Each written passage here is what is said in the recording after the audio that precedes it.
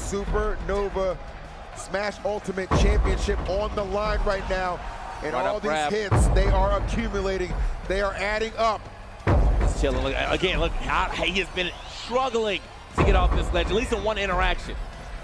Oh no! Could it be? It is Spargo with the pop-off and letting you all know pressure.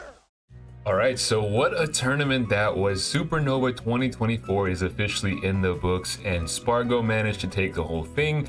Kind of surprising to me actually, because looking at the top 8 bracket, I expected, Spargo to do well. I did not think he was going to win this. I thought he was going to get top 3, but he managed to clutch it out. He managed to clutch it out without dropping a single set, so massive props to him, and a big turnaround from last year. If you remember last year, there was the big fight for rank number 1 in the world between Spargo and Aquila, and Spargo kind of bombed at Super Smash Con last year. He got 49th place. He did really bad. A lot of people basically said there was no way to recover from it, and it definitively made him number 2 in the world. And to come back a year later and win the whole thing is very impressive in my opinion, especially because of the level of talent that was at this tournament. And the crazy thing, this is actually Spargo's first major win in kind of a while. I want to say his last one was Collision 2024, which happened back in March, where he won that over Shattuck. But since then, he's been getting, a couple close calls, couple second, couple thirds, and then, winning smaller events. But as far as like big events, I think this is the first one that he had since then. We're gonna talk about this tournament in general because so many things happened, and so many things happened that you might have missed, including myself. I kind of had to go back and watch some stuff. But overall, it's a really cool tournament. There was a lot of great players coming out, a lot of upsets overall, I would say. And overall, the top 8 was pretty fun to watch. Now, right off the bat, if you clicked on this video and you saw the thumbnail, you'll notice that there was a lot of Japanese players in top 8. And actually, they made up a majority of the top 8 with 5 overall players. Now, there's been this discussion that Japan is the best region in the world, and honestly, I do have to agree with that. I think overall, when you think of average talent, I think Japan is just up there right now. Like, the average player from America is probably not going to be the average player in Japan. And overall, I would say a lot of their players in general just have some more consistency than like a lot of the North American players. But that being said, this tournament kind of proved that, we still kind of have what it takes to compete at the top. Because sure, there were 5 players from Japan in top 8 of this tournament, but they did place 4th through 8th because top 3 went to Spargo, Shattuck, and Sonics. And it's not like they were all playing against each other, like to start off with top 8. The only team kill was Asimo versus Yoshidora, but other than that, it was somebody from Japan versus somebody from North America for each single game. But nonetheless, it was still cool to see a diverse top 8 with characters, seeing Luigi at top 8 of SuperNova, a character that I personally absolutely hate, but it's cool to see because a lot of times you don't see Luigi making it that deep in tournaments. Especially when you have somebody like Luigi at this tournament, you would think maybe they make top 8, but they didn't. And then of course, seeing Asimo go on a run, seeing Yoshidora as well. There's a lot of cool characters here that were really enjoyable to watch. I think the big stories to come out of top 8 are for sure Shattuck, being more consistent. Obviously, he's going to be the future of this game. He's just getting better and better.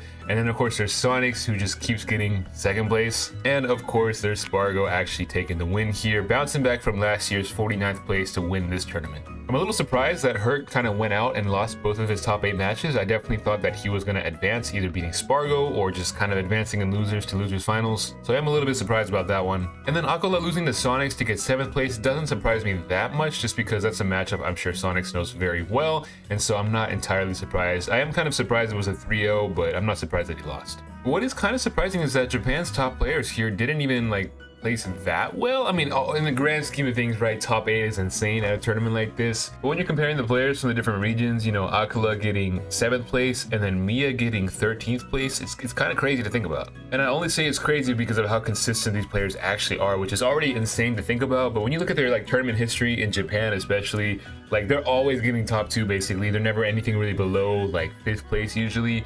So this was kind of, I guess, an underperformance for them actually. But again, this tournament was just so stacked. There was players there were upsets from day 1, it felt like. Overall, it was just kind of crazy. I mean, the big story outside of top 8 was definitely Mars, a player that obviously is very good at the game, but he kind of stopped playing and he kind of focused more on content creation. But now he's kind of going to tournaments here and there, and he's just showing out every single time. I mean, he started off by beating Siski, and then he was the one that actually took Mia down, and he 3-0'd him pretty dominantly. After that, managed to beat Onin in a 3-2 set, and then he almost actually beat Aquila in a 3-2 set. But then again, almost everybody beat Aquila. MKLeo was game 5, DeBuzz was game 5, Mars was game 5, and Aquila managed to beat all 3 of them. So I can kind of see why he ended up placing 7th. You probably get burnt out after so many game 5s back to back, but Mars almost actually took him out. And of course, another story that I like to focus on because I am a big Olimar fan is the underperformance of Olimar. There were a lot of Olimar upsets at this tournament, unfortunately. Shuton lost early on to Raru and ended up going to loser side for top 24, and right away he would end up losing to Mia 3-0. And then DeBuzz kind of lost early on too to Hurt, which sent him to losers, and he kind of had to make a run there, but eventually lost to Akala. And then there's also Candle. Shoutouts to Candle, one of the best upcoming Olimars, who ended up losing early on in round 1 pools, but started to make a crazy losers run. They ended up winning like I think 7 sets in a row, beating Base Mage and Smub, the Ridley player, and then eventually losing to SkyJ. And that's just, it's such a weird matchup in my opinion. Like that matchup is strange. It's like I feel like Olimar does really well, but at the same time you just die like 20, so I really don't know, to be honest. Also, shoutouts to MFA for being there. Not the best performance, but you know, I see you, I see the Olimar, so I appreciate the Olimar there. So yeah, Olimar stocks are not at an all-time high today, but you know, that's okay. We bounce back, and I expect to see more Olimar in the future. But yeah, like I said, this tournament was just insane overall. You look at a lot of these sets, and these could honestly be grand finals of almost any other tournament. You look at, like I said, like that started off top 24, and loser side, Sonics versus Light. We've seen that grand final so many times. Akala versus MK Leo for top 24. Tweak versus Sonics to get it to top 8. I mean, it's crazy to me. SuperNova has definitely become like the staple Smash event. I mean, back in the day we had stuff like Evo, you know, obviously we still have stuff like Genesis as well. But time and time again, SuperNova is becoming the biggest tournament overall, and it's honestly cool to see like just a big celebration of Smash in general. Like I like watching a lot of the other games, you know, Smash 4, Brawl, like it's really interesting to watch. And it's just cool because, you know, every year you can kind of count on your favorite Smash game being there. Whatever Smash game it be, you can enter it, you can, you know, try to perform. Make sure you don't use the wrong start GG account or else you might get DQ'd. But you know, you can just show up, you can play your favorite Smash games, and everybody's happy. This is definitely like my favorite event to tune into every single year, and you know, maybe one day I'll actually go check it out myself. We'll have to see, but yeah, overall it's just a really cool event. So with that, I will leave it with you guys and ask you, what do you guys think? Is Japan the best region in the world? Do you think that we can compete with Japan still? Again, I kind of feel like Japan is like the strongest region overall, but I do think our top players are able to compete with their top players still. And like I said, Shattuck is on the rise, so be on the lookout for that. I would not be surprised if Shattuck wins a big tournament coming up soon. But yeah, I hope you guys enjoyed the event. Let me know what your favorite set was. Make sure you subscribe to the channel, and I will catch you all in the next one.